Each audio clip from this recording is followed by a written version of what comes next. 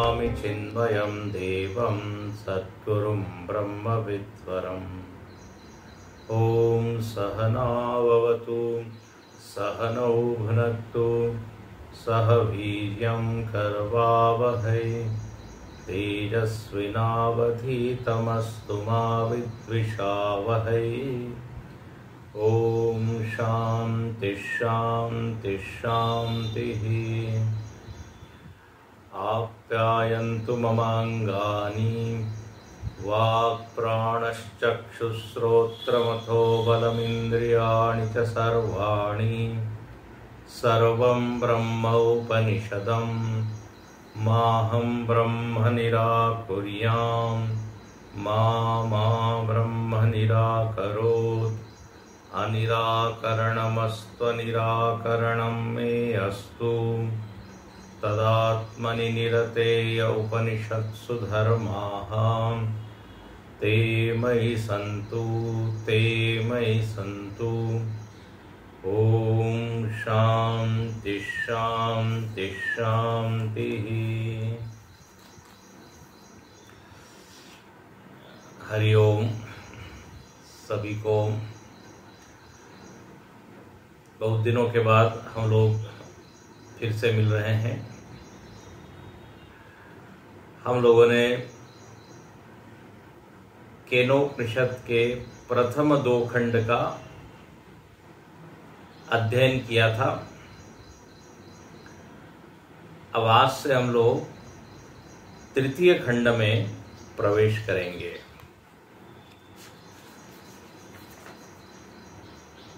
जैसा कि आप जानते हैं, केनोपनिषद सामवेद की तवलकार शाखा की उपनिषद है।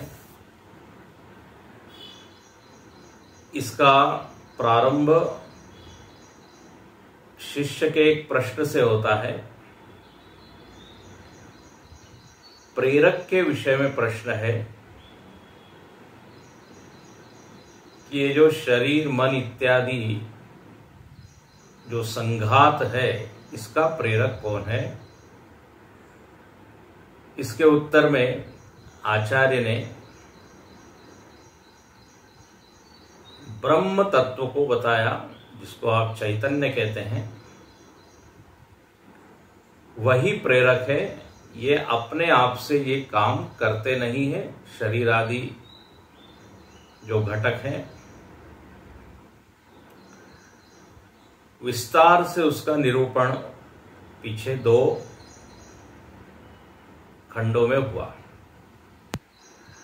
अब ये जो तीसरा खंड प्रारंभ हो रहा है, इसमें एक कथा है, एक आख्यायिका इसको कहते हैं। आख्यान, कहानी। इसको इतिहास न माने। इस बिंदु पर हम पहले भी चर्चा कर चुके हैं।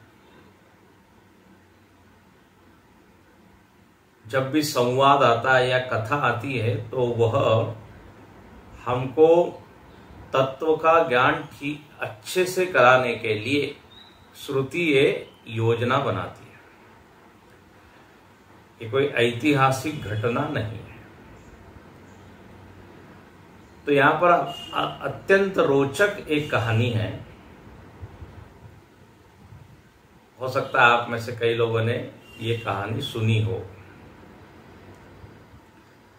पहले ये कहानी क्या है, इसको हम संक्षेप में बताते हैं, फिर तो उपनिषद के मंत्रों से हम देखेंगे ही।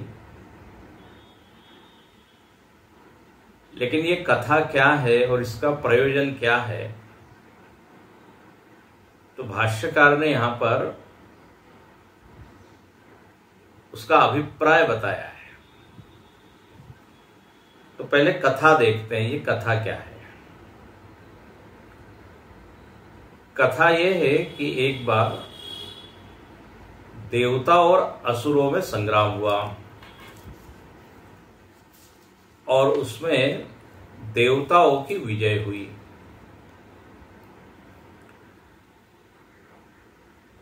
अब हुआ ये कि वास्तव में वह विजय ब्रह्म की थी। ब्रह्म मतलब भगवान। भगवान ने देवों की सहायता की, मदद की, और इसलिए विजय वास्तव में थी वो भगवान की। लेकिन देवताओं ने उसको अपना विजय माना। ये वो भूल गए कि यह विजय वास्तव में भगवान की है। महिमा देवताओं को प्राप्त हुई। सब लोग कहने लगे देवता विजयी हुए, देवता विजयी हुए। महिमा मिली देवताओं को, भगवान को क्या मिला? फिर भगवान को कोई महिमा की आवश्यकता नहीं है। यही भगवान की एक कृपा है। विजय मिलती है उसके कारण, लेकिन नाम होता है किसी और का। तो देवताओं को जब ये विजय मिली तो उन्होंने ये समझा कि ये हमारी विजय है, और अभिमान से भर गए। अब ब्रह्म को या भगवान को ये पसंद नहीं है कि देवता लोग इस अभिमान वृत्ति से ग्रस्त हो जाएं, क्योंकि अभिमान पतन का कारण है।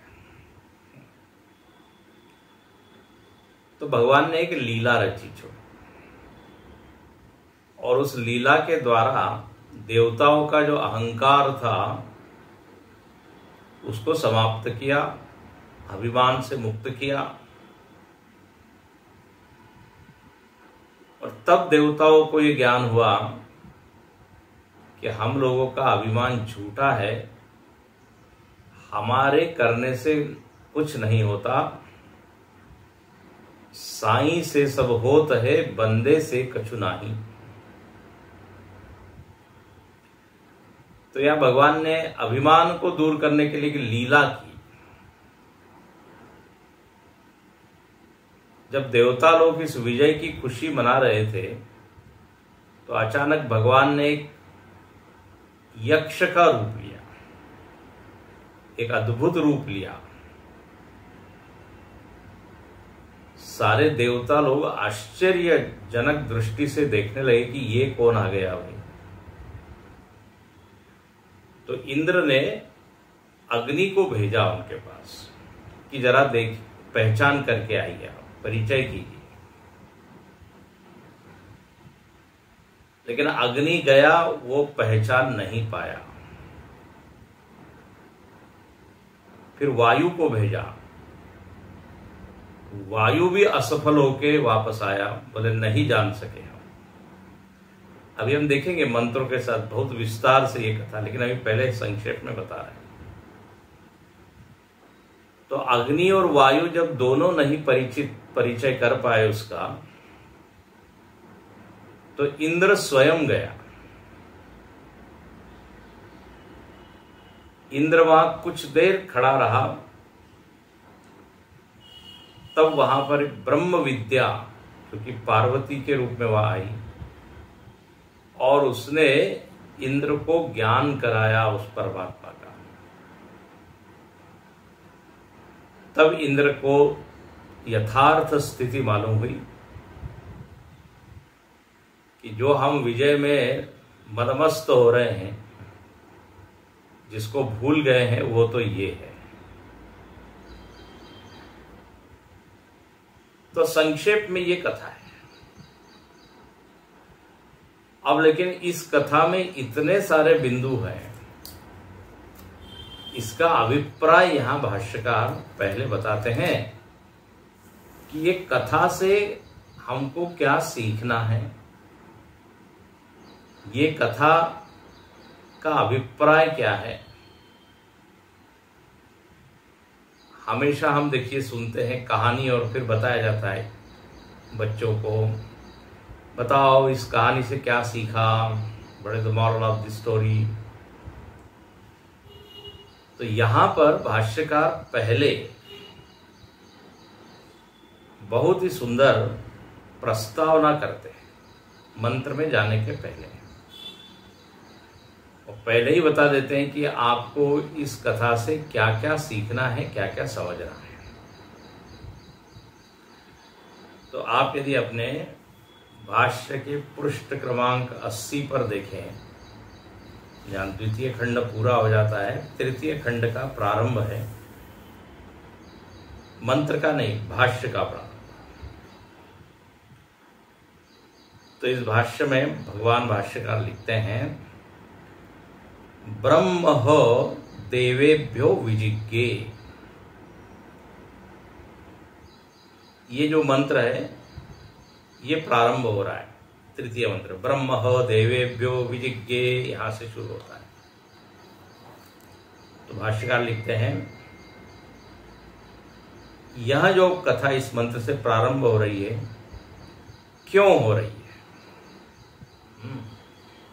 तो यहां कहते हैं, अविज्ञातम विजानताम विज्ञातम अविजानताम इत्यादि श्रवणात्। जिन लोगों ने प्रथम 2 खंड सुने हैं उनको मालूम होगा कि ये मंत्र आया था ब्रह्म के बारे में, कि जो ब्रह्म को जानता है,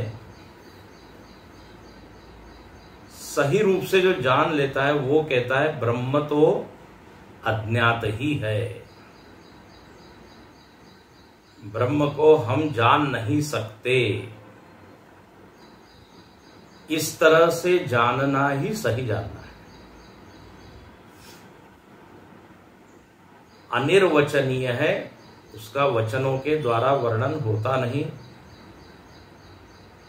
इसी को यहां लिखते हैं अविज्ञातम। ये मंत्र पीछे आया था, अविज्ञातम विजानताम। जो लोग ब्रह्म ज्ञानी है, सही ज्ञानी है, वो कहते हैं ये अविज्ञात ही है, विज्ञात होता नहीं।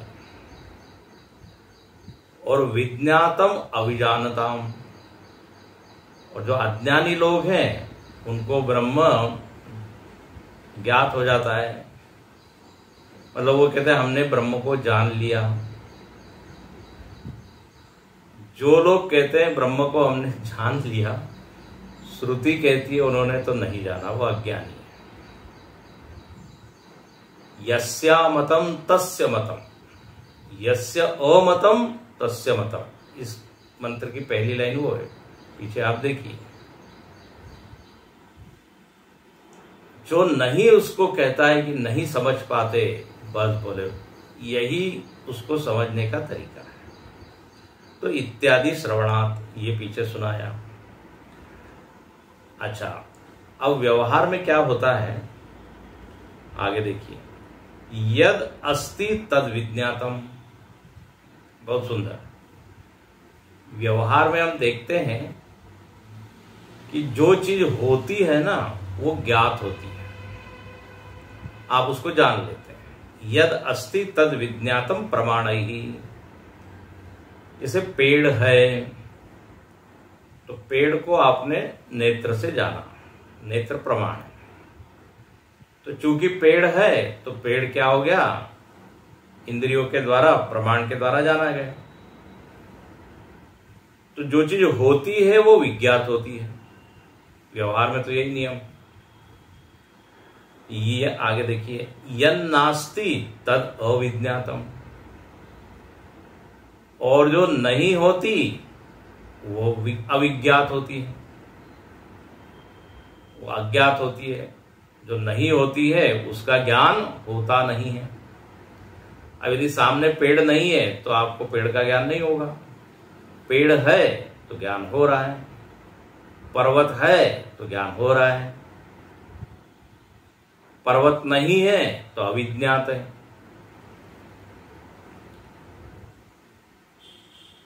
तो अब यहां पर भाष्यकार कहते हैं,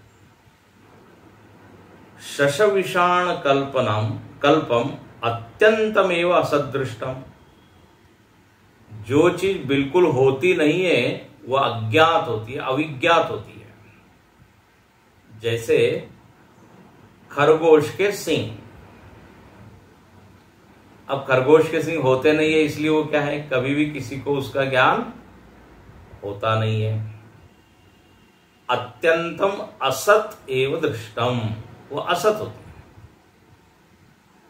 तो नियम क्या निकला इन दो पंक्तियों का, कि जो चीज है वो विज्ञात है, जो चीज नहीं है वो अज्ञात है, अविज्ञात है।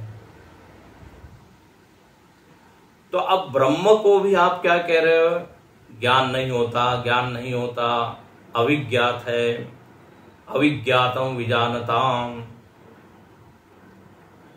तो अब इससे क्या भाव बनता है कि ब्रह्म है ही नहीं, क्योंकि होता तो ज्ञान होता। जिसे अभी हमने बताया, बिल्डिंग है तो ज्ञान हो रहा है, बिल्डिंग नहीं है तो अविज्ञात है। खरगोश के सींग है नहीं तो किसी को कभी भी ज्ञान होता नहीं। तो ऐसे ही यदि ब्रह्म अविज्ञात है तो फिर भाव क्या बनता है, मतलब उसका अस्तित्व है ही नहीं, इसलिए ज्ञान नहीं हो रहा है। इसे खरगोश के सिंह का अस्तित्व है ही नहीं, इसलिए ज्ञान हो ही नहीं रहा है। तो यहां भाष्यकार कहते हैं ठीक ऐसे ही तथा इदम ब्रह्म अविज्ञातत्वाद असत एव। आप जो बड़ा जोर शोर से कह रहे हैं ब्रह्म अविज्ञात है, अविज्ञात है, ओहो हो, बोले इससे तो हमको लग रहा है ब्रह्म नाम की कोई चीज है ही नहीं, क्योंकि जो चीज होती है उसका तो विज्ञान होता है। तो असत एवं ब्रह्म, तो ब्रह्म कौन सी कैटेगरी में चला गया, असत की कैटेगरी में, खरगोश के सिंग वाली कैटेगरी में, क्योंकि अविज्ञात है। तो यहां कहते हैं नहीं, कभी कहीं लोगों को ब्रह्म के बारे में असद बुद्धि न हो जाए, अनस्तित्व की कल्पना न कर लें।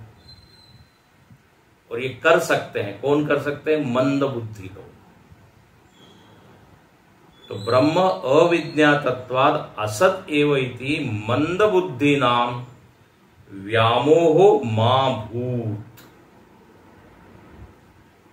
मंद बुद्धि लोगों को ब्रह्म में असत बुद्धि न हो जाए, मां भूत, तदर्थ इयम आख्यायिका आरभ्यते, इसलिए ये आख्यायिका का प्रारंभ हो रहा है, ये कहानी का प्रारंभ हो रहा है। तो आप समझ गए होंगे कि आख्यायिका का प्रयोजन क्या है। तो प्रयोजन यही दिखाना है कि ब्रह्म है, भले ही वो इंद्रियों से नहीं जाना जा रहा है, प्रमाणों से नहीं जाना जा रहा है, भले ही वो अज्ञात है, लेकिन अनस्तित्व नहीं है उसका। हम लोग प्राय यही नियम बना लेते हैं कि जो है वो जाना जाता है, जो नहीं है तो वो नहीं जाना जाता। तो यह अद्भुत है, जाना नहीं जाता ठीक से, पूर्णपणे, पूर्ण रूप से, मराठी शब्द है पूर्णपणे, लेकिन इसका मतलब ये नहीं वो असत है। तो इस आख्यायिका को जब आप पढ़ोगे तो ये ज्ञान होगा ब्रह्म है। ठीक है, तो ये पहली बात यहां स्पष्ट। अब चलिए, तदेव ही ब्रह्म, अब यहां पर देखिए कहते हैं, बोले तद एव ब्रह्म, वही ब्रह्म। वही ब्रह्म मतलब जो पिछले खंडों में बताया गया। क्या बताया ब्रह्म, बोले जो श्रोत्र का श्रोत्र है, जो आंख की आंख है, जो प्राण का प्राण है, जो मन का भी मन है, इस तरह से वर्णन आया था। वह न तत्र चक्षुर्गच्छति न वाक् गच्छति, वह ब्रह्म, जिसको आप नेत्र से नहीं देख सकते, कान से नहीं सुन सकते, प्रत्यक्ष अनुमान आदि प्रमाणों का वो कभी भी विषय बनता नहीं, वही ब्रह्म। उसी ब्रह्म के बारे में यहां कहानी में क्या बताया वो हम बताते हैं। कोई नया ब्रह्म नहीं है जो आगे बताया जा रहा है। ब्रह्म का वर्णन किस तरह हुआ? जो विदित और अविदित से अन्य है। आपको स्मरण होगा, अन्य देव तद विदिताद अथो अविदिताद अधि। वह न तो घटपटादि की तरह प्रत्यक्ष है, न स्वर्गादि की तरह परोक्ष है, इसलिए न वो विदित न अविदित, अपरोक्ष है। यह आया था पीछे। तो बोले वही ब्रह्म, तदेव ब्रह्म सर्व प्रकारेण प्रशास्त्री। हवाई बोले वही ब्रह्म प्रशास्ता है। प्रशास्ता है मतलब शासक है। वही ब्रह्म इस दुनिया का क्या कर रहा है? शासन कर रहा है। इस जगत पर, जगत का नियमन कर रहा है। ये अब इस कहानी में समझ में आएगा। मतलब ब्रह्म केवल श्रोत्र के पीछे ही बैठा नहीं है और केवल इस कार्यकरण संगात का ही प्रेरक नहीं है या नियामक नहीं है, अपितु समस्त ब्रह्मांड का प्रशासक है। ये तो यहां पर पहला शब्द दिया, तदेव ही ब्रह्म सर्व प्रकारेण प्रशास्त्रु। फिर देवानाम अपि परः देवः, वही ब्रह्म देवताओं का भी देवता है। मतलब देवताओं के सिर पर बैठा है, देवताओं के ऊपर है। सारे देवताएं उसके अधीन है। इंद्र चंद्र इत्यादि जितने देवता मानना हो मानिए। 33 कोटि हमारे यहाँ कहा गया। हालांकि आपको कोटि का अर्थ बताया था, 33 करोड़ मतलब कोटि का अर्थ करोड़ नहीं है, कोटि का अर्थ है प्रकार। बता चुके हम, 12 आदित्य, 11 रुद्र, 8 वसु,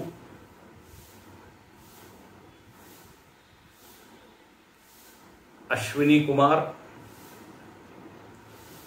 प्रजापति, इंद्र, ये सब होते हैं 33। ये देवताओं के वैरायटी प्रकार है। तो बोले उनके ऊपर ये ब्रह्म बैठा है। अच्छा, तो ये 2 पॉइंट हो गए। पहला क्या? पूरे जगत का प्रशासता है। अच्छा, उसके भी पहले देखें तो अपने भीतर इंद्रियों का प्रेरक है। वही जगत के संदर्भ में प्रशासक है। तीसरा, देवताओं के संदर्भ में वो देवताओं का भी स्वामी है, देवता उसके अधीन है। तीसरी पॉइंट। और ईश्वराणाम अपि ईश्वरः, ईश्वरों का भी वो ईश्वर है।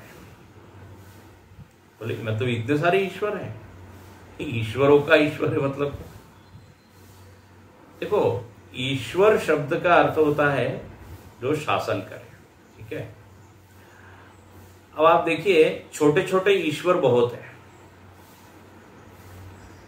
अपने घर का जो मुखिया है ना, वो घर का ईश्वर है,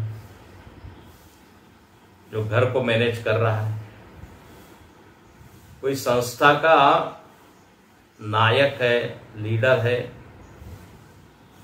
अध्यक्ष इत्यादि, ट्रस्टी इत्यादि, तो वो क्या कहा जाएगा? ईश्वर।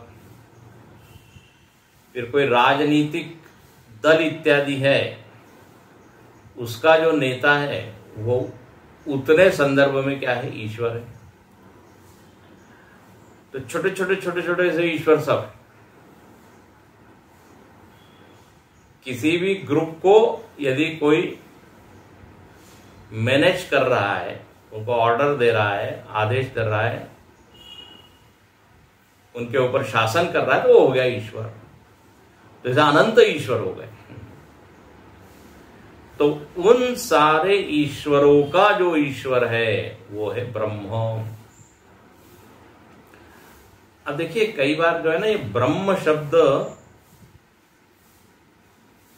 हमको जरा दूर का लगता है। अब जिसको यहां ब्रह्म कहा जा रहा है वही हमारा जाना पहचाना भगवान है। हाँ, जिसको आप राम कृष्ण शिव इत्यादि कहते हैं। यहां सगुण ब्रह्म की चर्चा हो रही है, ये जरा पक्का आप कर लीजिए। इस कहानी में जो आने वाला है केवल इंद्रिय के पीछे बैठा हुआ नहीं, वही जो पीछे है वही आगे आ गया, ये कथा में आएगा। तो ब्रह्म शब्द से प्रायः हम समझ नहीं पाते किसकी चर्चा हो रही। ये ब्रह्म शब्द उपनिषद का शब्द है, वेदों का शब्द है। अब देखिए प्रचार जो है ना भगवान शब्द का है, प्रभु, ईश्वर, मालिक। तो हमारे स्वामी जी कहते हैं ब्रह्म शब्द पीछे चला गया, नैपथ्य में चला गया। नैपथ्य मतलब पर्दे के पीछे। राम जी की चर्चा करेंगे तो सब लोग समझ जाएगा, अच्छा हम समझ रहे हैं हम किसकी बात आप कर रहे हैं। लेकिन ब्रह्म शब्द बोलते ही थोड़ा सा एक दूरी हो जाती है, बोले किसकी चर्चा कर रहे हैं। इसलिए जब रामायण की कथा होती है तो काफी लोग आ जाते हैं, भागवत की कथा होती है काफी लोग आ जाते हैं।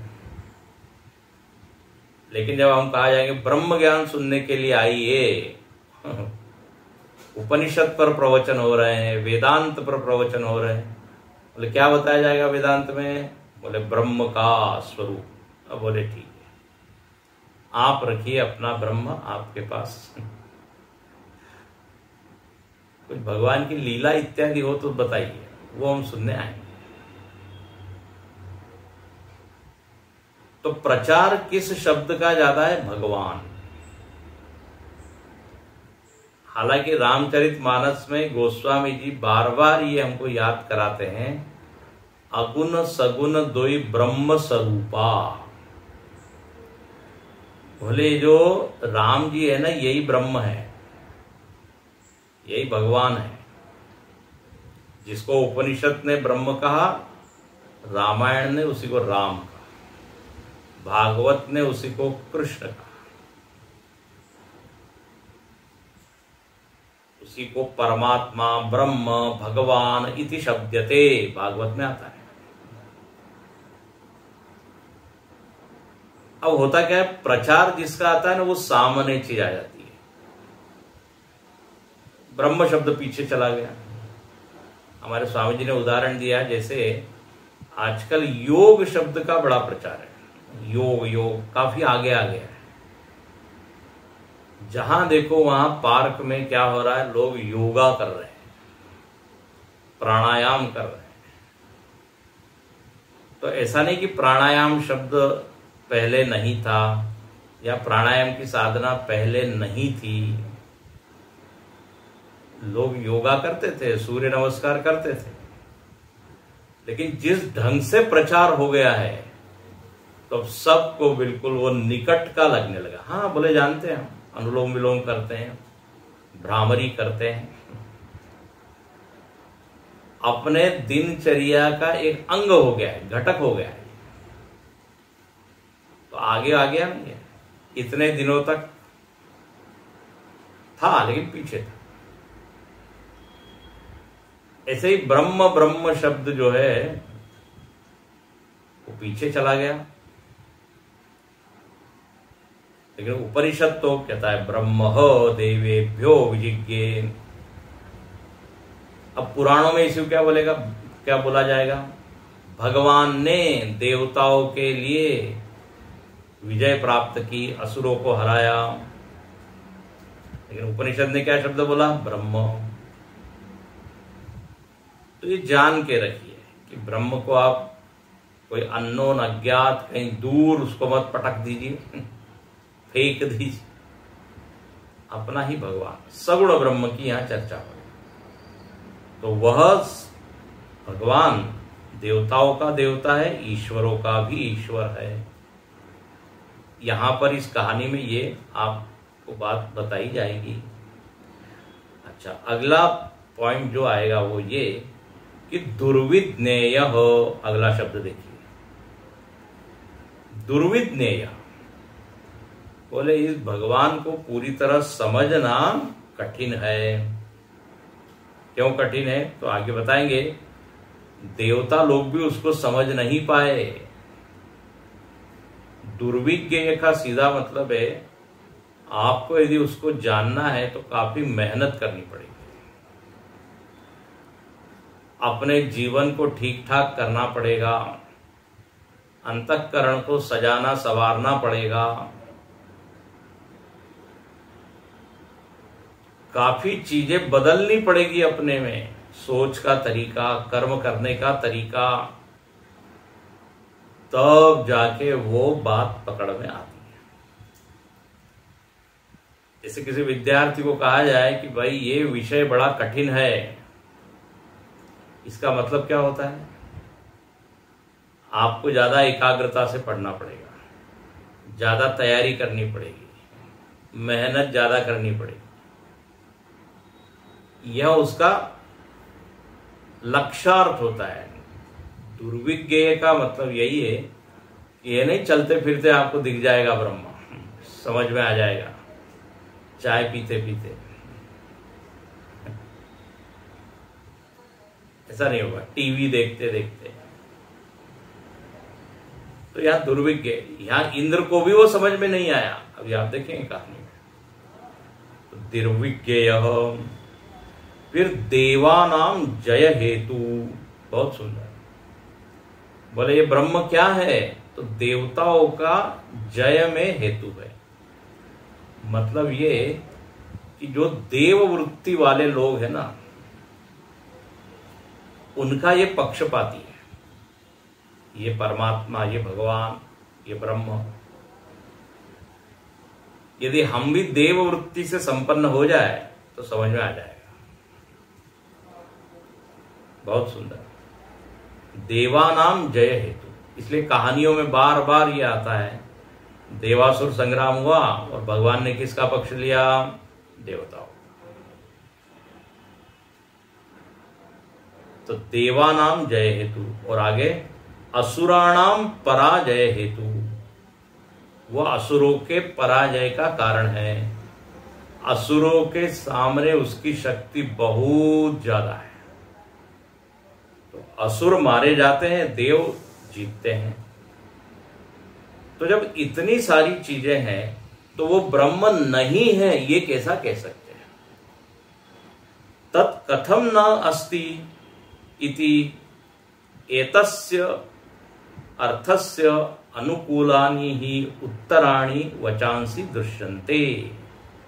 इसलिए आगे के जितने वचन हैं, अब आगे के जो मंत्र है, जो कहानी है, ये इसी अर्थ के अनुकूल है।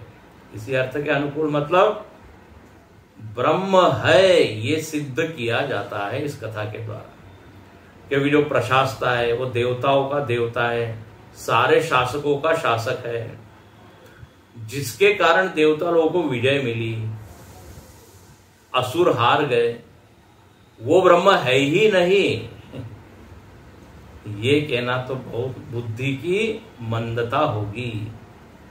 तो इस कहानी को पढ़कर हम निर्णय क्या निकालेंगे? ओहो, ब्रह्म अस्ति। तो जो मंद बुद्धि वाले हैं उनकी बुद्धि में थोड़ा प्रकाश पड़ेगा, क्योंकि उनको क्या लग रहा है? ब्रह्म दिखता नहीं है, भगवान दिखता नहीं है, इसलिए है ही नहीं। हाँ, अविज्ञातम विजानता, भले ये ठीक है, अविज्ञात है वो, लेकिन अस्ति, क्योंकि इतनी सारी चीजें हैं। 6 पॉइंट यहां गिना दिए। प्रशास्ता है, देवताओं का देवता है, ईश्वरों का ईश्वर है, देवताओं के विजय का कारण है, इसलिए उसको मानना चाहिए। अस्ति तत्कथम नास्ति, कैसे आप कह रहे हो वो नहीं है। तो यह नास्तिकता का एक तरह से क्या हो गया, खंडन हो गया इस कथा के द्वारा। अच्छा आगे चलिए। अथवा दूसरा बताते हैं, ब्रह्म विद्यायाः स्तुतये। अब ये जो कहानी है, इस कहानी से क्या हो रहा है, ब्रह्म विद्या की स्तुति हो रही है। अरे भाई, ब्रह्म विद्या की स्तुति कैसे हो रही है? तो देखो, इस कहानी में होगा ये, बताया ये जाएगा कि ब्रह्म को इंद्र ने जाना। और कैसे जाना? तो बोले वहां ब्रह्म विद्या प्रकट हुई और उसके कारण इंद्र उस ब्रह्म को समझ पाया, क्योंकि ब्रह्म विद्या के बिना ब्रह्म का ज्ञान होगा नहीं। अच्छा, जब इंद्र ने जान लिया उस ब्रह्म को, तो बड़ा उसका सम्मान हुआ, बड़े समारोह हो रहे, अरे इसने जाना। किसको जाना? ब्रह्म को जाना। अब मजेदार बात है, इंद्र ने ब्रह्म को जाना, तो इससे स्तुति किसकी हो गई? ब्रह्म की, ब्रह्म विद्या की। ब्रह्म विद्या के कारण इंद्र इतना बड़ा हो गया। यदि ब्रह्म विद्या उसके बाद नहीं थी तो उसको कोई सम्मान नहीं हो रहा था। जैसे धनी व्यक्ति की महिमा है, धनी को यदि आप सम्मान दे रहे हो तो ऑटोमेटिकली आप धन का सम्मान कर रहे हो। विद्वान का सम्मान कर रहे हो, इसका मतलब आप विद्या का सम्मान कर रहे हो, क्योंकि वो विद्वान बना किसके कारण? उस विद्या के कारण। कोई पहलवान है, आप उसका सम्मान कर रहे हो, तो आप वास्तव में किसका सम्मान कर रहे हो? बल का। बल के बिना तो वो सामान्य था। तो यहां ब्रह्म विद्या की स्तुति हो गई, क्योंकि ब्रह्म विद्या से संपन्न होने पर इंद्र ऊंचे स्थान पर पहुंचा। अच्छा, फिर लिखते हैं, स्वयं बताते हैं, कथम, कैसे ये ब्रह्म विद्या की स्तुति हुई। अभी हमने जो बताया वो यहां बताते, कथम, तो कहते ब्रह्म विज्ञानात् अग्न्यादयो देवाः देवानां श्रेष्ठत्वं जग्मु। बोले इस ब्रह्म को अग्नि और वायु ने थोड़ा निकट से जाना। अभी कहानी में हम देखेंगे, वायु और अग्नि थोड़े पास में गए तो वो सारे देवताओं में श्रेष्ठ। बोले अरे आपने इतने पास से उसको जाना। और इंद्र ने तो पूरी तरह जाना। इन लोगों ने केवल देखा ही था, वायु और अग्नि ने ठीक से पहचान नहीं पाए थे, लेकिन अन्य देवताओं से तो ज्यादा वो पास में गए। तो इसलिए वायु और अग्नि श्रेष्ठत्व को प्राप्त हुए, और उससे अधिक श्रेष्ठत्व कौन? अतितराम इंद्र। इंद्र तो पूरी तरह जान पाया, तो सबसे श्रेष्ठ हो गया। जैसे कोई व्यक्ति है ना, किसी बड़े व्यक्ति को पास से देख के आता है, सब लोग कहते हैं अच्छा इतने पास से देखा तुमने, और अगला वाला कहता है अरे हम तो हाथ मिला के आए उससे, हमारी ओर उसने देखा, हमने उसकी ओर देखा, दोनों ने स्माइल एक्सचेंज की। अरे वाह! तो इंद्र जो है उसने तो ब्रह्म को बहुत बढ़िया से जाना है, तो अतितराम इंद्र। तो इससे मालूम होता है ब्रह्म विद्या की क्या हो गई, इससे स्तुति। ब्रह्म को इन लोगों ने जाना। अच्छा चलो, अथवा, अब अगला इस कथा का प्रयोजन बताते हैं। अथवा दुर्विज्ञेयम ब्रह्म इति एतत् प्रदर्शते। ये भगवान को जानना दुर्विज्ञेय है, ऐसा इस कथा के द्वारा जाना जाएगा, समझा जाएगा। बोले आप ऐसा क्यों कह रहे हैं? बोले ऐसा इसलिए क्योंकि ये न अग्नादयो अति तेजसो अपि क्लेशे नैव ब्रह्म विदितवन्तः। बोले हम इसलिए कह रहे हैं दुर्विज्ञ है क्योंकि ये अग्नादि, अग्नि, वायु इत्यादि दोनों देवता अति तेजस, बड़े तेजस्वी है, बड़े इनके पास ताकत है, लेकिन ये भी जब उसको पहचानने गए ना, क्लेशे नहीं हो, बहुत ही क्लेश से, कष्ट से वो जान पाए। मतलब इट वॉज नॉट इजी, कहते हैं ना, टू विन और टू नो, बहुत कष्ट हुआ तब जाके। तो इससे समझ में आ गया कि ब्रह्म जो है वो दुर्विज्ञ है, क्योंकि अब अग्नि जैसे को कष्ट हो रहा है, कोई बड़ा ट्रैकर है बहुत अच्छा, और वो यदि कहे अरे बहुत कठिनाई से हम उस पर्वत पर पहुंचे, मतलब वो पर्वत पर चढ़ाई करना अत्यंत दुष्कर। तो ऐसे ही यहां क्लेशे नहीं वो ब्रह्म विदित तथा इंद्र देवानाम ईश्वरोपि, ये अग्नि आदि तो अति तेजस्वी, ये भी क्लेश से जाना इन्होंने ब्रह्म को, और इंद्र तो महाराज देवताओं का स्वामी है, वह भी कठिनाई से उसको समझ पाया। तो इससे ये बात जाननी चाहिए कि ब्रह्म दुर्विज्ञ है। तो ये तीसरा पॉइंट हुआ। ब्रह्म विद्या की स्तुति के लिए कथा है। तीसरा, ब्रह्म दुर्विज्ञ है।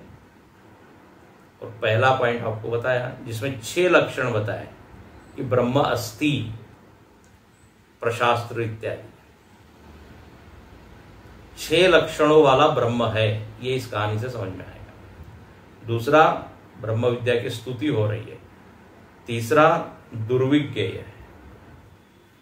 चौथा, देवानाम ईश्वरोपि सन इति वक्षमाण उपनिषद विधि परम वा। अगला अभिप्राय क्या है इस कथा का?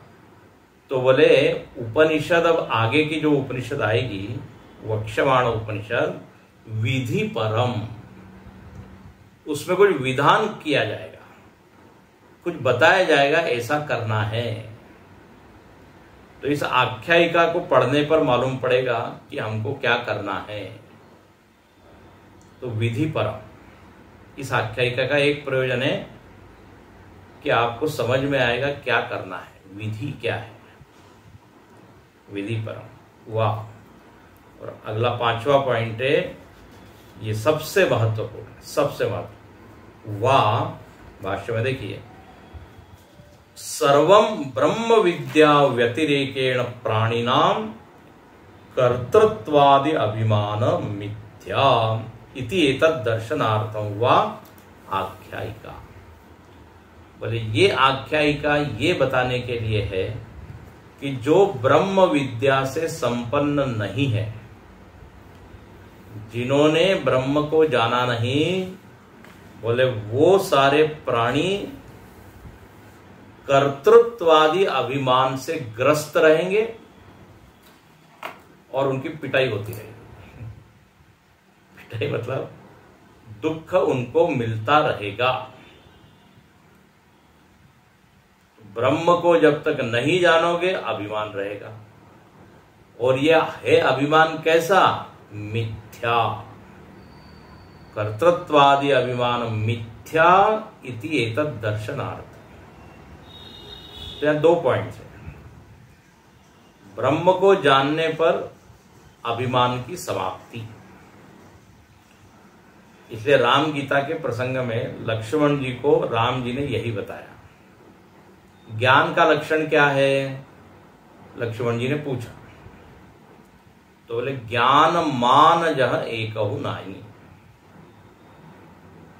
ब्रह्म ज्ञान हो गया, उसका अभिप्राय, उसका लक्षण है कि मान खत्म हो जाता है।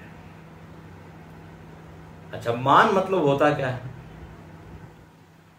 मान मतलब परिच्छिन्न अहम। अहम को हमने सीमित कर दिया किसी चीज के द्वारा, और हम कहने लगे मैं ऐसा हूं, मैं ऐसा हूं। अनेक चीजें हैं जिसके कारण हम अहम को सीमित कर देते हैं। हम अपने आप को मानते हैं हम इतना है, ऐसे हैं। ये जो मानना है ना, गलत मानना, यही मान है। जैसे धन के साथ अपने को जोड़ के अहम धनी, अब ये धन का क्या हो गया, मान हो गया, मैं धनी हूं। धन का अभिमान, पद का अभिमान, ये मानक है, मानक। We measure our self by these things, by money, by post. इन चीजों से अपने आप को तादात्म्यपन्न कर देना, जोड़ देना, इतना अपने आप को उससे एक रूप कर देना कि अपनी पहचान ही उसके कारण हो जाती है। मैं बड़ा ऊंचा आदमी हूं, क्यों बोले मैं ऊंचे पद पर बैठा हूं, इसलिए। तो पदाभिमान, पद के साथ तादात्म्य कर लिया। हाँ, अब देखिए मजेदार बात है, हम तो स्वरूपतः अनंत है, व्यापक है, लेकिन हमने पद के साथ जोड़ के अपने को सीमित कर लिया कि परिच्छिन्न कर लिया। मालूम नहीं कितनी चीजों को हम अपना मान के उससे जोड़ लेते हैं। धनाभिमान, पदाभिमान बताया, बलाभिमान, मैं बलवान हूं। कला का अभिमान, मैं कलाकार हूं। विद्या का अभिमान, विद्याभिमान। मतलब आप थोड़ी कोई उपलब्धि प्राप्त करें और धीरे से आ जाता है क्या, मान। ये अभिमान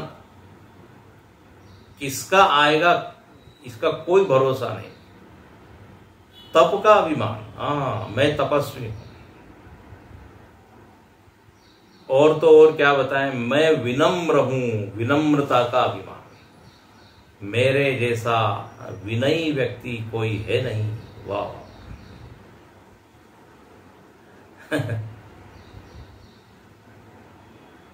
तो ये क्यों अपने आप को छोटा बना रहे हैं? तो ये हो जाता है मान। अच्छा, इसके ऊपर हम आगे भी आपको बता चुके हैं पीछे कि जब हम जितने हैं उससे थोड़ा अधिक करके अपने आप को नापते हैं, मापते हैं, तो उसको बोल देते हैं अभिमान, अहंकार, गर्व। धन है मेरे पास, लेकिन अब कुबेर के बाद मेरा ही नंबर है। ये क्या हो जाता है, अभिमान। Over estimation about our self, by our self, इसको बोलते हैं अभिमान, ओवर एस्टिमेशन। जितना है उससे थोड़ा और ज्यादा करके ही नापना, यह अभिमान। कोई गायक है लेकिन अपने आप को कहता है तानसेन के बाद हमारा नंबर है। कोई कवि है, वो कालिदास के बाद बस मैं ही हूं उस सूची में। तो ओवर एस्टिमेशन। अच्छा, सामने वाला जब ओवर एस्टिमेशन अपने बारे में करता है, हमारे बारे में, तो उसको कहते थे सम्मान। हमने कोई थोड़ी सी उपलब्धि प्राप्त की, लेकिन सामने वाला इतनी स्तुति कर रहा है, इतनी स्तुति, तो उसको क्या बोल देते हैं, सम्मान। सम्मान समारोह में तो यही सब होता है। लेकिन जितना भी वर्णन किया जाए वो कम ही है, ऐसा लोग सम्मान देते हैं। Over estimation by others. अच्छा, सामने वाले ने यदि अंडर एस्टिमेट किया, हम जितने हैं उससे कम करके नापा, तो वो क्या हो जाता है, अपमान। भले इसको मालूम नहीं है मैं कौन हूं। जब भगवान शंकर खड़े नहीं हुए दक्ष की सभा में, दक्ष को अपमान का अनुभव हुआ।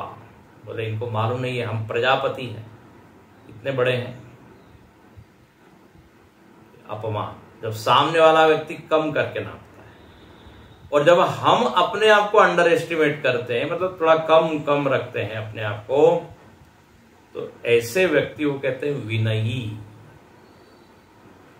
उसने उपलब्धियां तो हासिल की है, लेकिन कहता नहीं नहीं मैंने नहीं, ये सब भगवान की कृपा है।